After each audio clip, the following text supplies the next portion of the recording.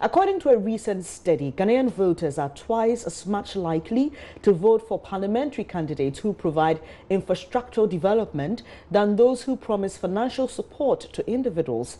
The study by Dr. George Keofosu, an associate of the Center for Democratic Development, CDD Ghana, found that in competitive constituencies, such a promise as the financial one works whether or not a candidate and the voter belong to the same political party.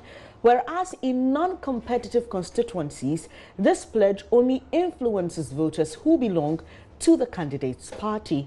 Equally important to voters is the commitment of candidates to regularly organize community meetings to listen to their concerns and debrief them on parliamentary debates. Here's Doc explaining his findings. The key idea here is to figure out how they prioritize constituency service over what they do in the capital, even when the parliament is in session. Because we all know that when parliament is out of sessions, many MPs travel back home and they do their work in the constituency. So this sort of gives us an impression of how some of them would value constituency service over what they do in the capital. Now, 40% of MPs' time when parliament is in session is dedicated to constituency service, or they go to their constituency to do stuff 40% of their time when, that's what they say, okay? 3 times in a month, they go back to their constituency on average. Some go every month, some even go more than 3 times a month, but on average, 3 times a month, they go back to their constituency. Now, what do they do when they go back to their constituency? Okay, I asked them that question as well. And there were a bunch of stuff that I asked them. So, do you hold one-on-one meetings with your constituents? Do you hold community meetings with leaders, with ordinary citizens? Do you inspect projects that are ongoing, attend social events such as funerals, religious meetings, and so on? What are the 3 key things that occupy your time? Huge. 76% of MPs listed attending social events as one of the key things that they go to their constituency to do. Only 20% just said that they would inspect constituency development projects. A lot of the time is also dedicated to meeting people one-on-one and holding community meetings. The proportion of time that they spent doing such a thing is also listed right here. So like about 1/3 of their time, or more than 1/3 of their time, is dedicated to some of these events that they do. If they chose, they did that. Okay? Now, so the 2 main questions that I'm trying to address this afternoon is which type of constituency service, this type of things that MPs do, influences vote choice? Or which of them are more important to voters? Do the effects that we find at this level vary by partisanship and by electoral settings?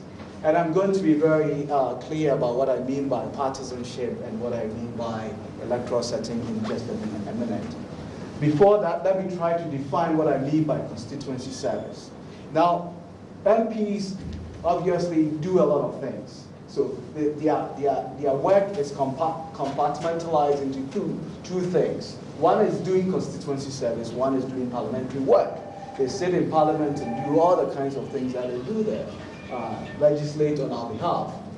The non-legislative things that they do constitute what we call constituency service. And they come in sort of 3 key forms: service, allocation, symbolic. Okay? Service has to do with casework, trying to help your constituents with bureaucracy, right? Someone needs a driver's license, birth certificate, death certificate, and so on and so forth. These are sort of the type of services that they try to help constituents with. Allocation, trying to pass goodies to the constituency. So development projects, get the government to implement a particular kind of project in your constituency. This is what we call allocation. Symbolic is empathizing with your constituents, right? So we have things like public goods, private goods. that MPs give out. Private benefits include the casework, which is helping people with government bureaucracy, so on and so forth, and individual transfers, school fees, medical bills, and things like that, okay? But we also have something that we call home style, which we were taught by Fano about US Congress people, things that they do. And that included organizing how often they organize community meetings, going home, just simply going home, and attending social events. So this constitutes what we would say is symbolic, because you just go, people have a disaster, you go there and you help them out, and you know, people like that, right? Okay. So these are the type of things that I deem as constituency service. Okay? So these are the things that I'm going to consider their impact on vote choices of people, because members of parliament seems to do almost all these kinds of things. Okay? Now, the research design that I'm going to describe in a minute is informed by the academic literature that talks about how members of parliament or how politicians in general distribute goods. And most of the time, as political scientists, we think about the way they distribute goods as ways of getting votes, right? So you give things out in order to get votes, okay? Scholars, however, diverge on which type of voters you should target with such goods. Well, some say, well, give the resources that you have in your possession to your supporters, because that's what is going to win you the vote. So do that. Others say, well, supporters are your supporters, and that's why they are called your supporters. Sometimes they are even called core voters, right? Because they are always going to vote for you. Don't waste your resources on them. Spend your money on non-supporters or swing voters, so that by coming to your side and adding to your supporters, you win the election.